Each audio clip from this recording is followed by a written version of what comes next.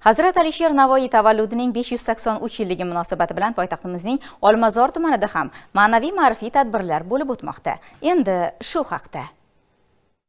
Olmazor tumani axborot kutubxona markazida she'riyatning sultoni deb nomlangan ma'naviy ma'rifiy kecha tashkil etildi. Unda hududdagi maktab o'quvchilari, faol kitobxonlar, O'zbekiston yozuvchilar uyushmasi a'zosi, sirdaryolik ijodkor Ozoda Gulmurodova bilan uchrashdilar.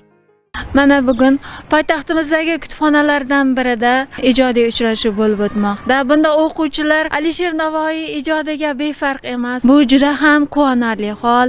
Demak, o'quvchilarimiz, bizning yoshlarimiz kitob o'qiyapti. Alisher Navoiyning asarlarini sevib mutolaa qilyapti. Men bundan juda ham xursandman.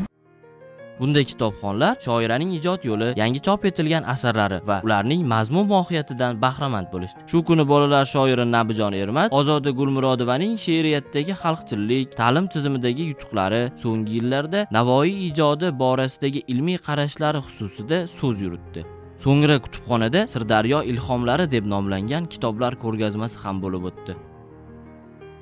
Bugun yoshlarimizni kitobga qiziqtirish, Navoiyning asarlariga qiziqtirish maqsadida uning g'azallari, yozgan asarlari bilan tanishtirdik.